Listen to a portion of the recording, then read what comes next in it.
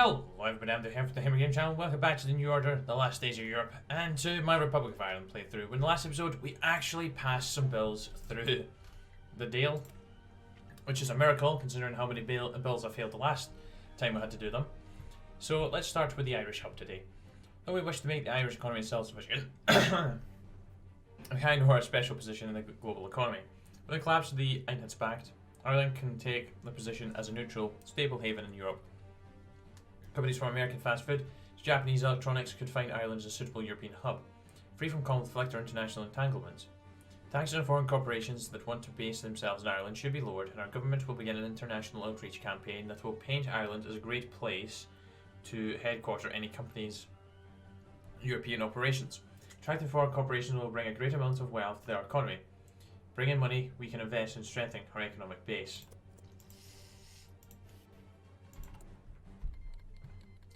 Good.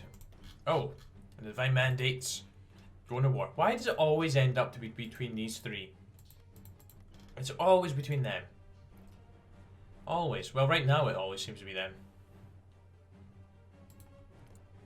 You're taking on everybody at the same time. You only got 3 divisions. How the hell are you possibly winning that? Oh, the Kingdom of England going after Cornwall. And they'll win. They will win. It's only a matter of time before that falls. Joe won't be passing any bills through the government right now. Oh no.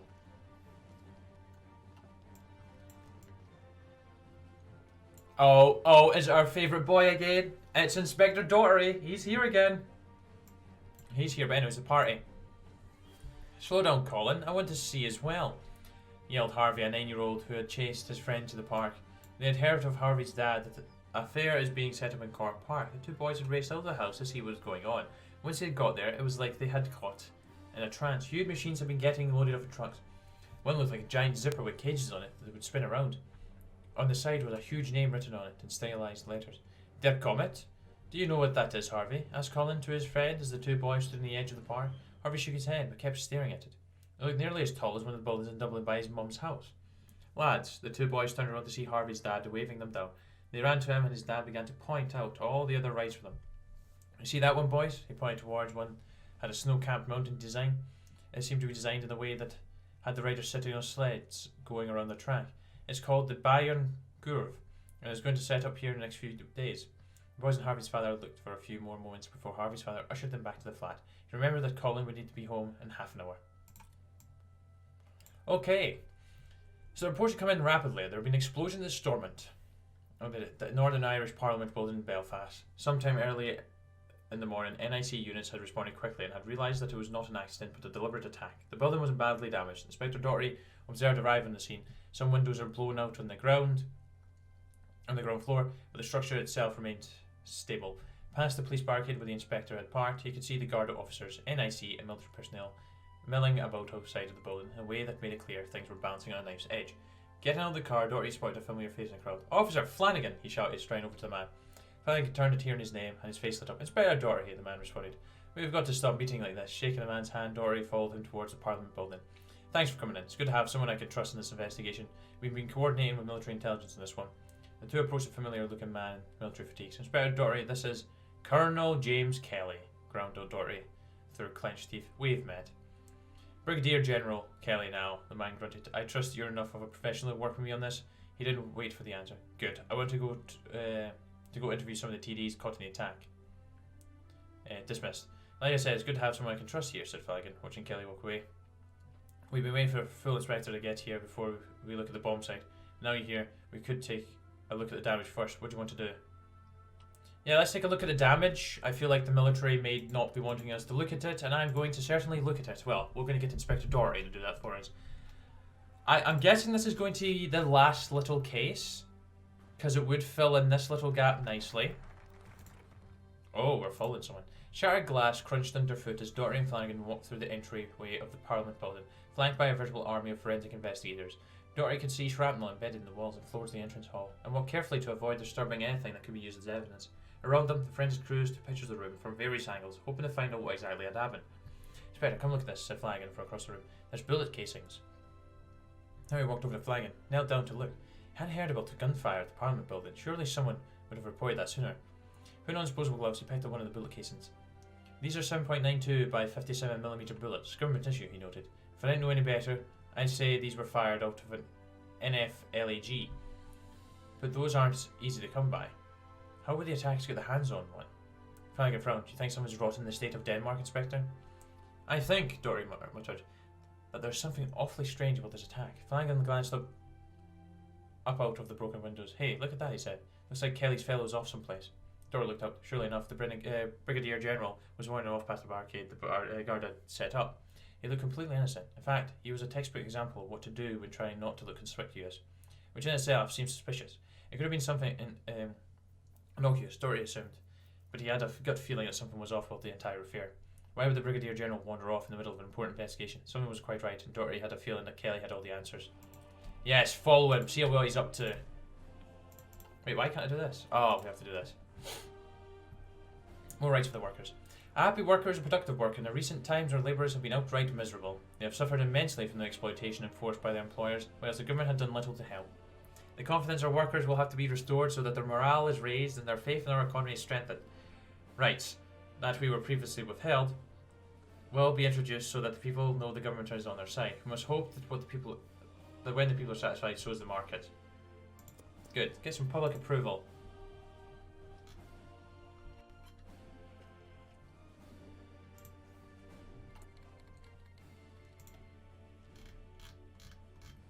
Why can I still repress the RA? They're done.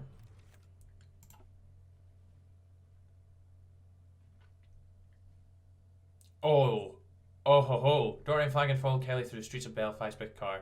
The Brigadier General had taken a winding route through the city, taking turns seemingly at random, seemingly with a clear destination in mind. Eventually arriving at the Belfast docks, Dory and Flanagan parked a ways away, watching the men get out of his car and looked around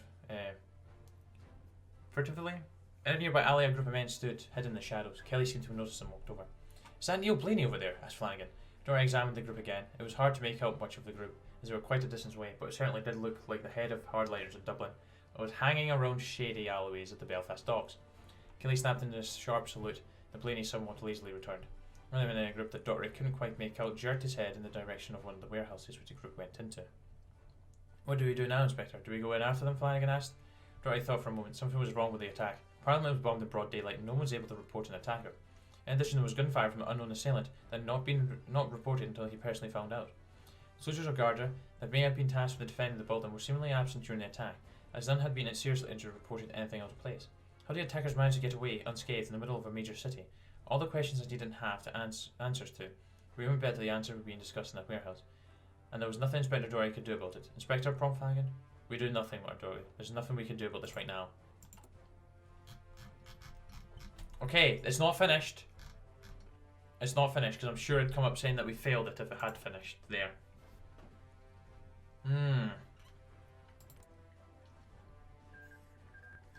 What are you doing in Belfast? I mean, Dublin. What's he doing now? Oh, Borman's Germany won. Boo. Due to the lateness of the hour and the fact that it was too late for Flanagan to return to his apartment to make supper alone, Dory had invited the young NIC officer over for supper. He insisted when he tried to beg off for being a bother. Now the two men were seated in Doherty's home in Belfast, saying grace with his wife and children. "It smells lovely, Martha. Thank you so much for having me for dinner," Flanagan said, raising his head. "Of course," replied Doherty's wife. "Any friend of James is a friend of ours, and is welcome in this house." "So, Pat, did you catch any bad guys today?" asked 12-year-old Lelaine, the younger of the two girls still living at home. "Let Papa eat, Lelaine. I'm going to go with Lelaine," responded the older one. Sophie was 16 and spoke with a level of snark only a teenage girl could muster. "You can badge him about work after he's had some of his supper." "Girls," chuckled Dory, "there's no need to fight about this."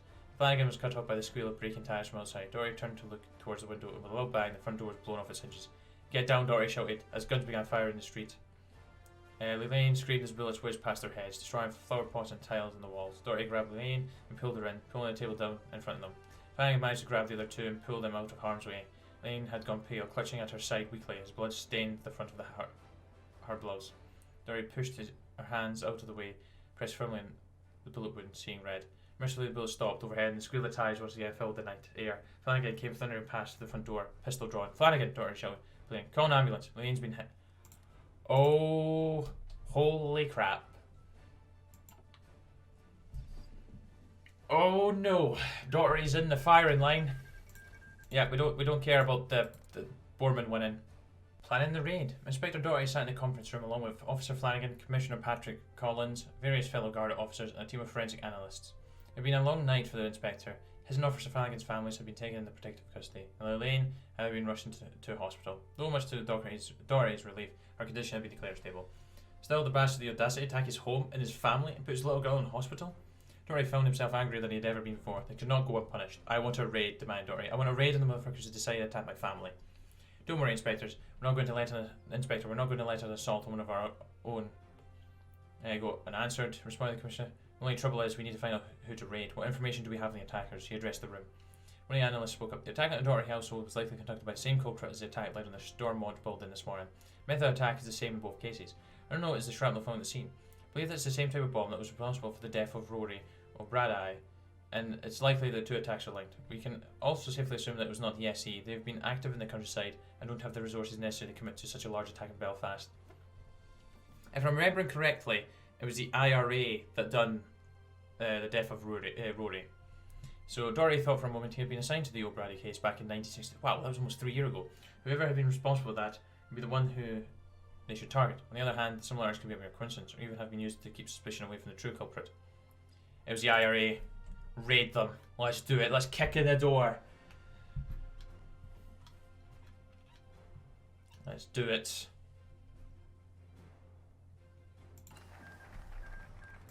Ah. Looks like Omsk is winning again. Oh. Dave was silent at Dory's declaration. Well, the guard officer said, that's all well and good, but we know next to nothing about the IRA. We don't know who their leader is, where they operate, or where they even are. As much as we can sit here and say, oh, let's go and raid the IRA, we don't even know what to hit. The room mulled over the thought for a moment. Actually, sir, one of the junior analysts spoke up. That might not be true. Commissioner glared at the analyst. Explain, he grunted. Well, sir, we received an anonymous tip this morning. Sometime between an attack on the Parliament building and an attack on Doherty household. Tip alleges that there's a hidden IRA safehouse within Belfast, and a warehouse down at the docks of Belfast near the Twin West silos. Allegedly, the tipster had seen what he called shady fellows going in and out of the warehouse late at night wearing IRA colours, bringing his packages of something. He wasn't sure what. He didn't bring it up earlier because it didn't seem very accurate. A warehouse within the cities? But after the two attacks, more than likely the person who called this in was under something, responded the analyst. Dory and Flanagan glanced at each other. A hidden warehouse down by the docks full of shady people sounded awfully familiar to both of them. Could it be the same warehouse that they had seen Neil Blaney and Brigadier General Kelly walk into? I think that's the tip might be accurate, said Doherty. Here's your hum thoughtfully. Well, it's a better lead than nothing. Yes, Dory, take a team down to the docks and check out that son of a bitch. We'll crack her open and see what's inside. Dory didn't hesitate for a moment to give his response. Yes, sir. Oh, ho ho. Yeah, we don't care about what's going on there. Just give us the conclusion of that. Protectionism reborn. Protectionism was thought to be a dead economic policy, something that would be forgotten as the world became more connected and prosperous. Yet such a world has not come to pass, and with the bitter distrust that exists between the nations of the world, there is no better option for Ireland than to shut itself off. We will not need intrusive intervention to help our economy grow. Ireland will make itself strong. Hell yeah, we will. Hell yeah. Let's actually upgrade our infantry equipment. Oh, what's going to happen in the conclusion of this case? I'm very excited. I've loved these little investigations. I've just been lucky that I've managed to be successful in all of them so far. Raid in the warehouse. UVF terror. Okay, that's just that we've seen that before. Inspector Dory lined up outside the IRA's warehouse with Flanagan and a number of other guard officers. His suspicion had been correct. This had been the same warehouse he had seen Neil Blaney and Brigadier General Kelly sneak into. Everyone's got ready. Everyone get ready. Dory cautioned. We have no idea what kind of opposition we'll find in there, so be prepared for anything. With that, the inspector kicked the door. This is the Garda. Everyone put up their hands. The inspector's publication was met with silence. Dory and the other Garda officers filed in through the doors, pistols drawn.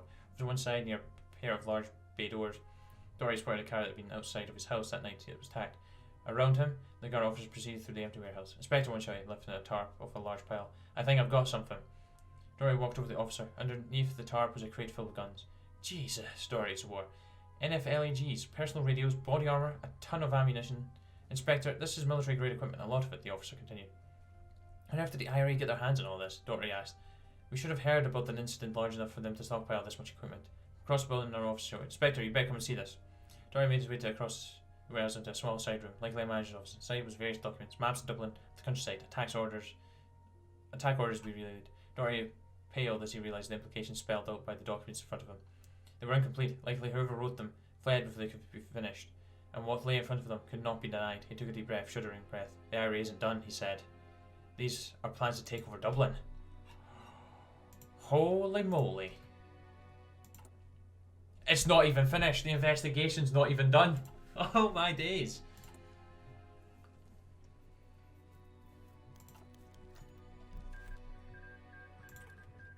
Oh, vacation in the capital. Inspector Eamon Doherty, much to the shock of the entire department, had decided to go on vacation to Dublin. He had explained, I'm going to take my family with me. Stay with my daughter and her husband. It would be nice to get to Belfast while things calm down. His fellow officers and guard were understanding, as having holes blown into your house would make anyone want to get to the hotel for a bit. The Commissioner had gladly signed off on the request. The Inspector hadn't taken significant time off in years. Doherty knew how important this job was. The Republic of Ireland, he thought, would always be more important than any of his personal desires. Doherty wouldn't be confronting any of these conflicting desires on this vacation, however. In truth, the department had good reason to be sceptical. While the Inspector really would be staying with his daughter in Dublin for a time, it was not an end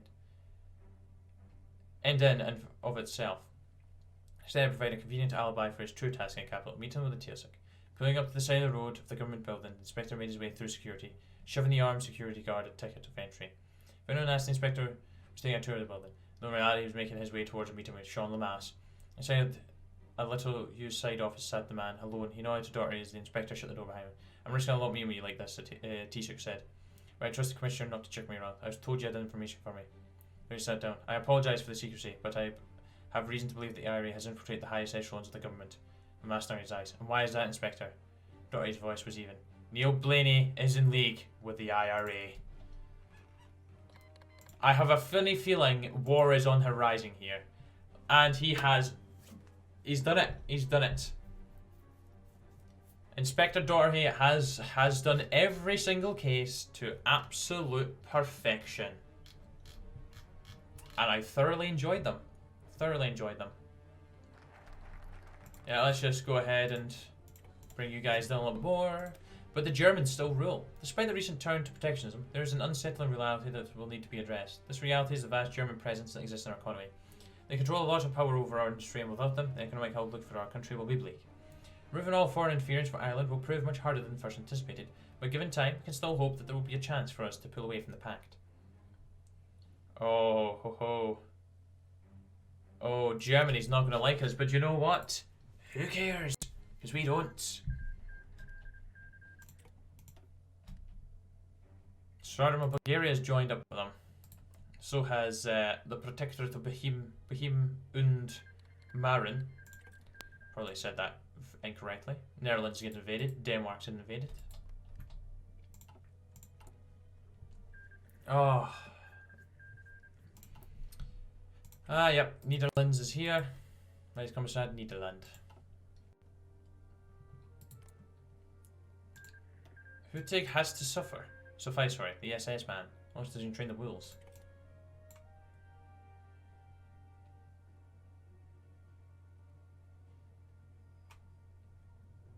Oh. They can pull out. Okay, we'll see what happens with that for them. Okay. Right, anyways. You're really interested in what's going on over here. Masuska wins in Ausland. Central European Council. Fascism. Okay, I've never seen you win before. And cue the terrible relations between us now. Ha ha ha. Stuff you, Germany. The Industrial Grant Bill. These are all bills. So let's start with the Industrial Grant Bill. After efforts to limit foreign competition are enforced, we'll need to ensure that our industry makes the strongest expansion possible. Funds will therefore need to be provided to our local industries to help them grow and hopefully go on to enrich our people. We'll ensure these enterprises are successful, so we can weaken our reliance on foreign import, so that Ireland can become a truly economically independent nation. Indeed it shall, and indeed we shall start befriending. Ah, damn it, we don't have political power. I don't really want to do that. I will just... Germany restores order over Central Europe. Oh, well, I'm not surprised by that at all. That was to be expected, was it not?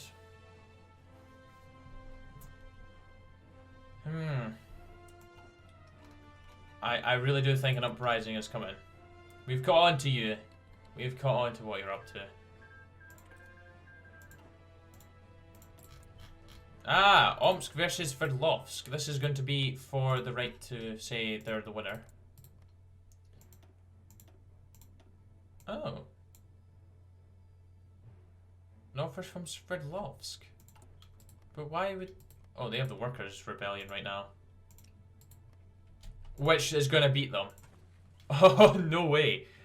Oh, that's tragic. Right, we just need to pull 3 over to our side. Can we get lucky? Oh, we got 3. Nice, nice.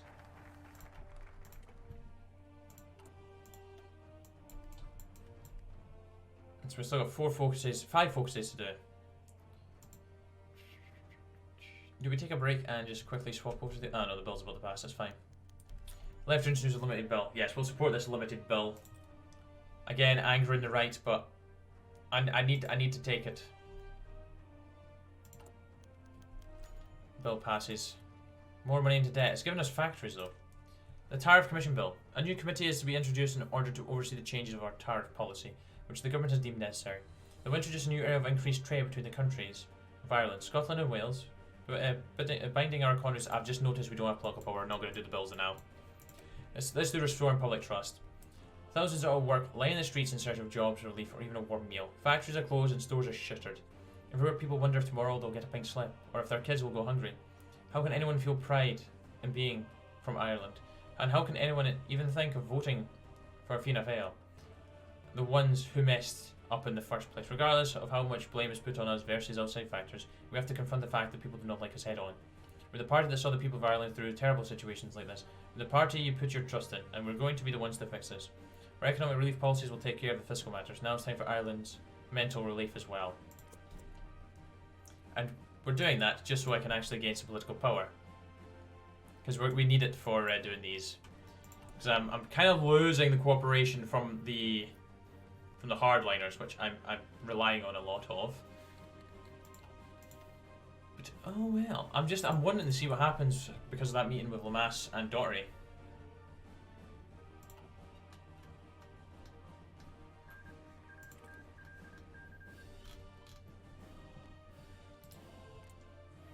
I was going to say, what's the Italians up to, but they're fascists, so...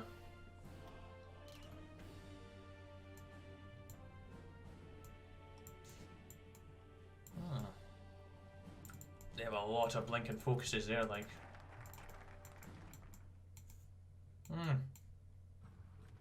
So many.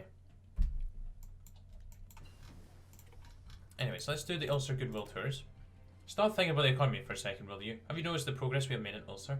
We finally got the Protestants and Catholics talking. Things have clamped down tight, and we are closer to peace than ever. Just look at all the high-profile visits we can make without us getting ambushed. Peace is closer than ever, so regardless of what you think about the economy, at least these years of violence are finally coming to a close, and this isn't what really matters. Does it really matter what I research? I don't think we're really going to be benefiting from much of this. Horizontal Industrial Organization 3. Let's do that. Military industry stall up. He has been inaugurated as president. Lyndon B. Johnson. The Johnson presidency.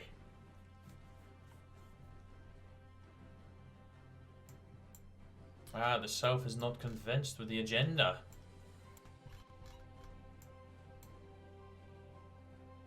Missions to firebomb the enemy will be unlocked. Oh! The end in sight.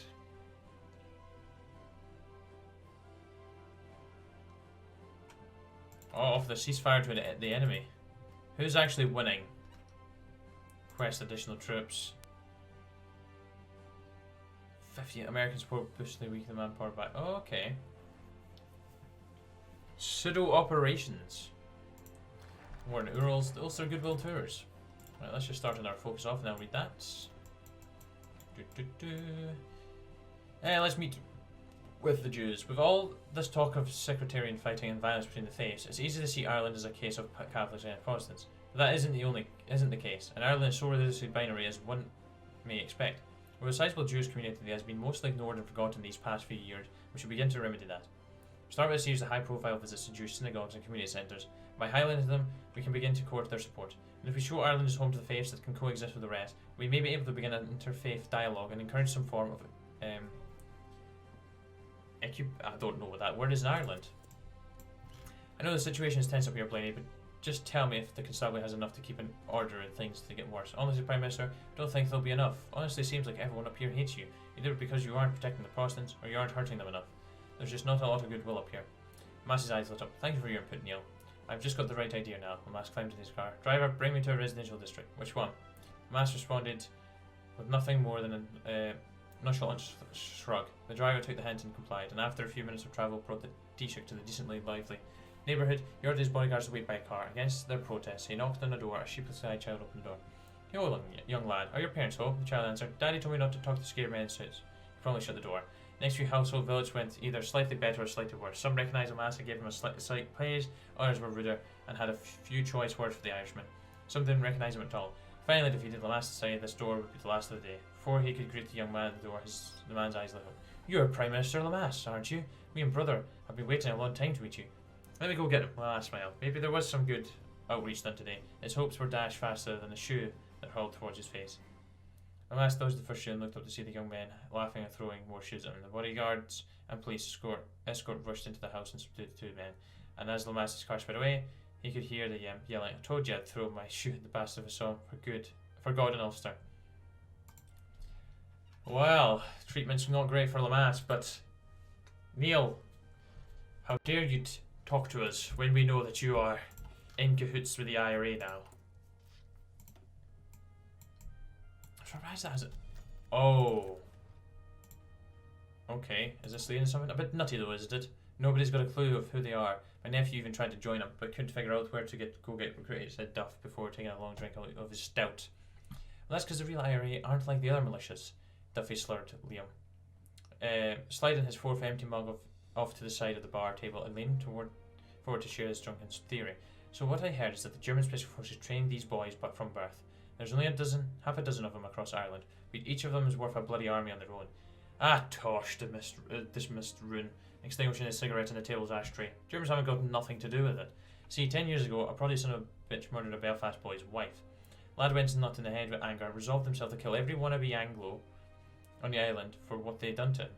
He's been building up a cable of ruthless killers ever since." "Ridiculous," scoffed Duff, before leaning forward to speak to his friend in a hushed whisper. "I didn't think it was my place to say, but I know the truth of where the real IRA comes from. You can't breathe a word of it to nobody, though, boys." And their two men leaned in to hear the tale, which made a disturbing amount of sense in their inebriated minds. The tale of the real IRA starts in 108 AD when the 9th Legion disappeared north of the Hadrian's Wall. And for those who don't know where Hadrian's Wall is, it was built on the border between England and Scotland. By the Romans, of course. You know, Hadrian. Yeah. Because, what can we say? Romans couldn't take Scotland. Oh, useless. Oh, I'm kidding. Oh. Some of it still remains, actually. If you can pop the Carlisle and see some out towards Carlisle way, but there's not much. Actually, I don't actually know how much there is. That's something worth Googling since we're just progressing on nicely. Oh, well, I'm going to have to read a focus now. We only have 3 pluck of power. Let's just continue with this. The RTE history broadcast. The one advantage we have in this fight against the national malaise is that we can get everyone's attention. Sure, we could put up posters or billboards to ignore or blast slogans from vans for people to not listen to. We have something better, because everyone in Ireland has at least a radio, if not a television set. And we have Radio Telefis Iran, our national broadcaster. Soon a new programming schedule will be put in place, one which will put an emphasis on historical dramas, documentaries and programs, and more of an emphasis on our triumphs and challenges. Viewers and listeners would tune in and get the subtle hints about Ireland being a great country, and with achievements of every sort, and the idea is going to lift them up from the gutters they find themselves in. Interesting plan. Let's have a wee Google. Ah yes, Brampton. Good old Brampton.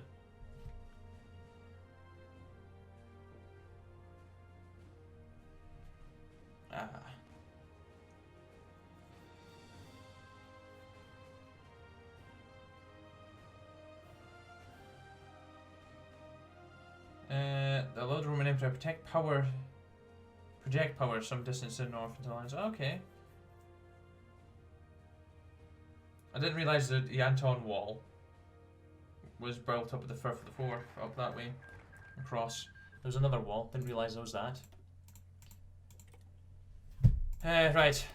Late show appearances. Of course, just broadcasting dramas set in the 1800s isn't going to get people listening to our message. They want to stay informed, to know the people making the decisions, and we cannot just ignore that and rely on subtle and fair messaging to get our point across. So why not take a direct approach? Politicians will be encouraged to go on these new talk shows and even have televised debates. We'll take our case directly to the people and defend our policies on their merits. Mass media is here and it won't be leaving anytime soon. Now we'll use it for our full advantage. Bit too late. Wait, was that a bit too late? Yes, it was.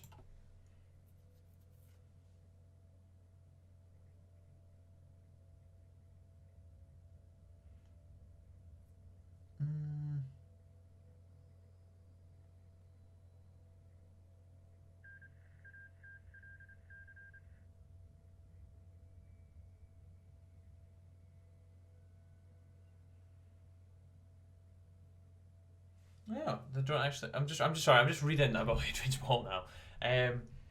But the reasonings behind it getting built is, yeah, there's no real recorded explanation. There's just theories that are being presented about the whole purpose of building it. Right, the president's visit. What do people need is something that can take their mind off the disaster for a moment. Something that can take up time in the news. Something that can bring people out of the streets aside from offer of unemployment subsidies. And something truly momentous in the history of our young nation. We'll send a notice to Washington. The President is humbly invited to visit Ireland for a historic tour of the nation, with visits to many points of interest.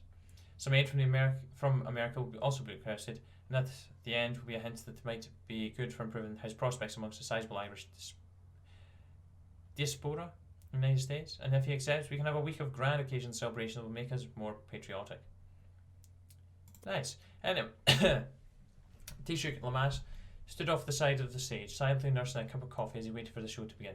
He silently regretted agreeing to do a live interview instead of one recorded at an earlier time, not to mention wondering why he had a talk show at a bloody half until midnight in the first place. But he knew that the good press this would bring was well worth it. So the bombastic brass theme for the show played, and the announcer boomed, "Ladies and gentlemen, to whom it concerns, it's the Late Late Show." Lamass strolled in the set, where host Gabriel Gay Byrne was already sitting at his desk. After a handshake, a sit down, and some trite small talk, they got down to the honest interview. Plenty of topics were broached, from the Germans to the Americans to the elections. But as a minute dragged by, Lamass felt drowsiness tug at the peripheries. Oh my gosh, I can't pronounce it. Of his vision once more. At this point, he paused to yawn and ask, "Sorry, could you repeat the question?" But when he looked, Byrne was staring in stunned silence, and the audience was snickering like children when a friend got caught passing notes. I said, "Taoiseach, I trust you've given the utmost attention to the Delmire Ulster." Lamass gulped. Yes, of course, apologies. I'm used to having a bedtime at 7. Brennan chuckled at his gulp, but inside, Lamass still cringed. He knew the quote would come back to haunt him tomorrow in the newspapers. Oh, Lamass! Just when we think we're getting things kind of under control and sorting stuff out, you go ahead and do that. Oh, they're almost completely non-existent. That's good. Well, their influence and power is being dealt with.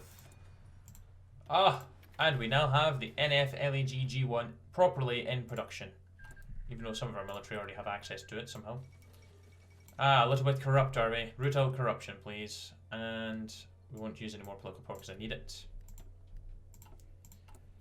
So I need to be able to encourage our lovely members of parliament. What we'll do is we'll just finish off this part of the tree. But I've just noticed, actually, we're we're not well over our time limit, but I'm going to go ahead and end the episode there. So thank you very much for watching, guys. I hope you enjoyed. I certainly did. And we shall be back very soon for another episode. Until then, take care. Goodbye. The now.